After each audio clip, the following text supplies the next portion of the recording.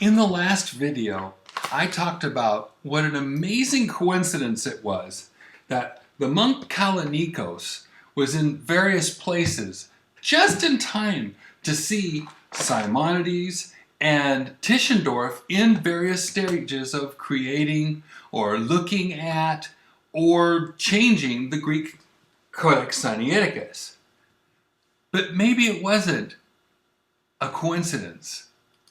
When you find the same guy again and again at crucial points of a story, and he really was in those places at those times, you start to wonder if he has a bigger part in the picture than you thought before. But before I delve more about Sinaiticus, I have to tell you this. Years ago, when Chris Pinto of Adulam Films first approached me with the concept of Simonides creating the Sinaiticus, I had real legitimate doubts. One of the biggest had to do with a place called Mount Athos. But it turned out that I had the completely wrong idea about what Mount Athos was, is, and isn't.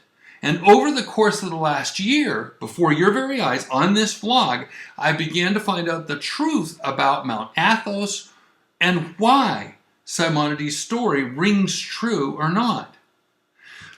Finally, things started making sense.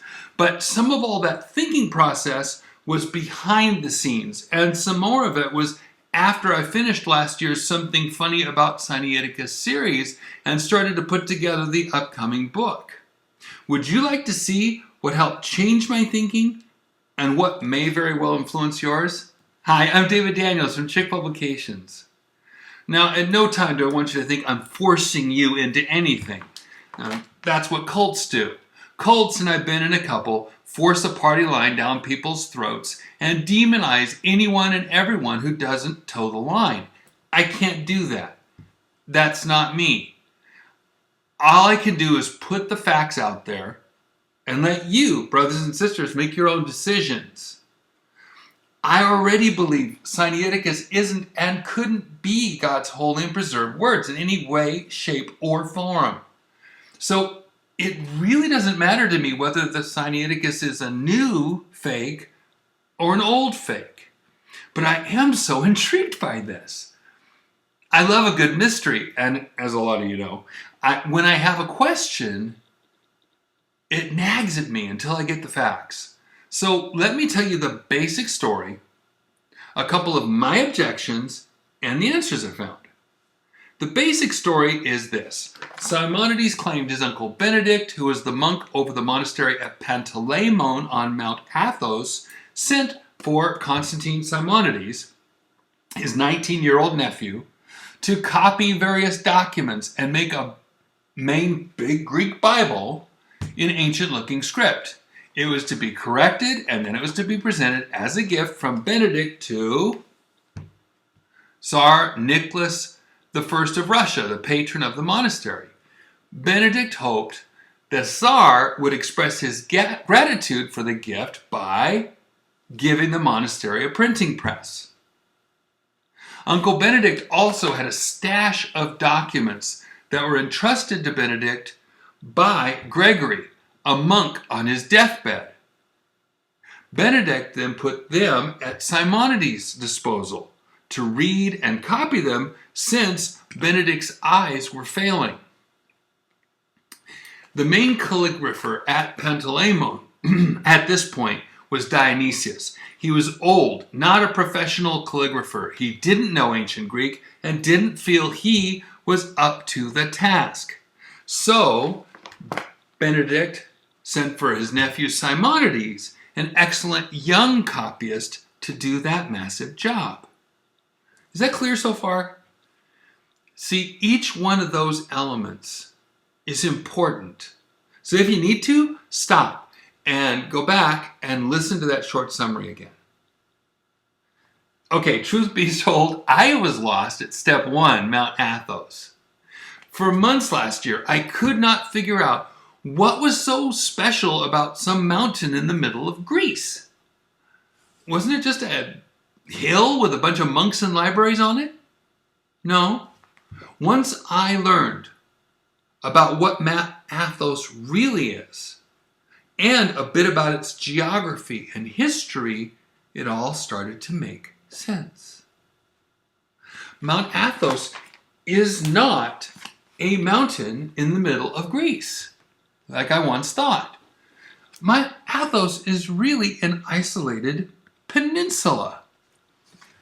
It is almost completely surrounded by water. It is only 3 to 5 miles wide, with over 20 miles of coastline, dotted with monasteries facing the Aegean Sea on one side alone. And the Aegean Sea was a welcome mat to pirates.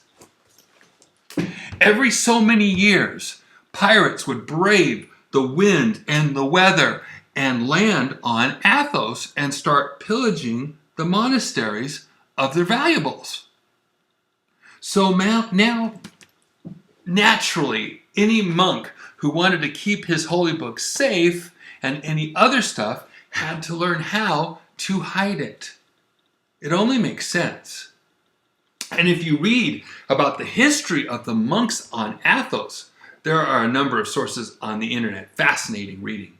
It's obvious why the monks trust few others. So they pick and choose who they pass information down to. Generation after generation. One guy would learn the secrets, then pass them down to another trusted guy from the next generation. But there are two sides to the peninsula. There's the open Aegean side and a calmer side along the Gulf of the Holy Mountain. But to get there, you have to sail around the southern tip of Athos. And the winds and the weather are so dangerous, they once sank a Persian fleet, 492 BC. Look it up. So, if you were going to hide precious books, where would you take them? I'd take them to the protected side and give them to a trustworthy monk for safekeeping. And by the way, Panteleimon Monastery is on the protected Gulf side. It would be only natural for a monk on the protected side to get control of a stash of precious books away from the marauding influence of pirates. I already read about the story about right over here. Another place, Kilindario. They stored their stuff at Panteleimon. But secret doesn't mean you show it to anyone who comes into the peninsula looking for books.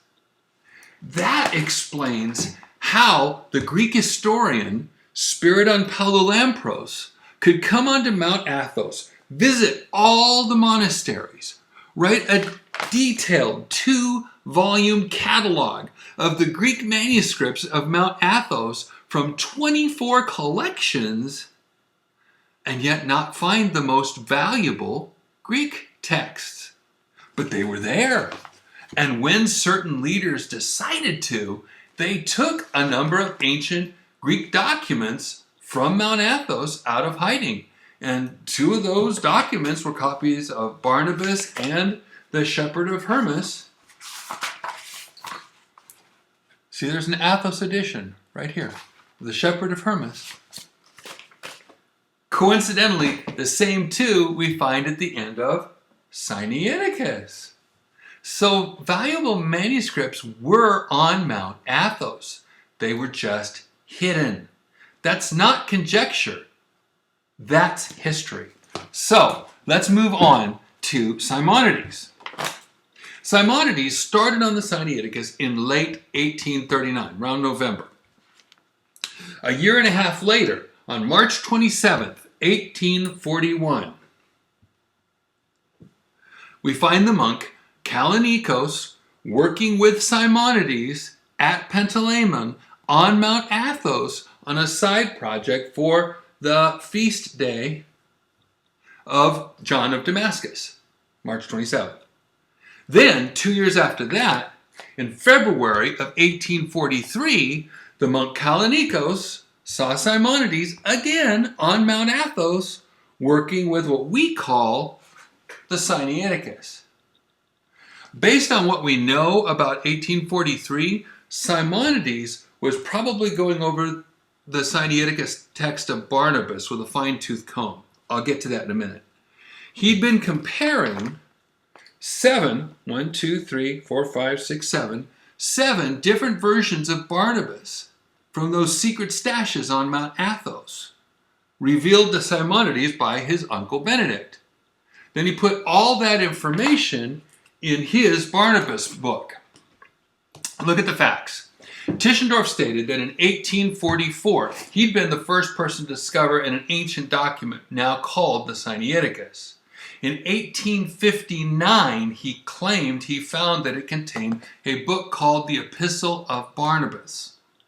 Just a few months ago, I found something special about the Barnabas in Codex Sinaiticus. It was more complete than any other ancient Greek edition anywhere because it had the first 4 chapters and 7 verses of the 5th, 1:1 to 5:7a, that were missing from every other Greek version known.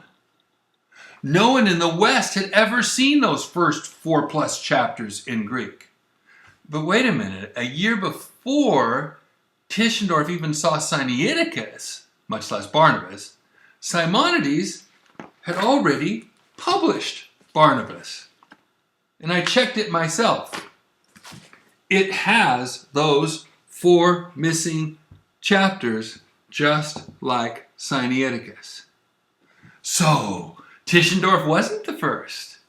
And guess who did see Barnabas before Tischendorf discovered it? Simonides had seen it first. How can we explain it? Simonides said he made that copy we call Sinaiticus. There it is. But that's not all. What's in that text? Remember how Simonides said that he made this copy we called Sinaiticus. Then he sent it to monks to correct the first draft. That marked up draft is what we call the Codex Sinaiticus. So in Codex Sinaiticus, we should find 2 things. The original text Simonides said he copied from that stash, plus those monks' notes of words to be corrected. Well, guess what? Go online to www.codexsinaiticus.org. All those corrections that we find today online in those photographs of Sinaiticus, Simonides had already published a final text with those corrections years before Tischendorf ever saw Sinaiticus. Simonides was telling the truth. Not only that, but if I look in Simonides' footnotes, the words from the version Simonides used called Gaspareos have the original Sinaiticus words.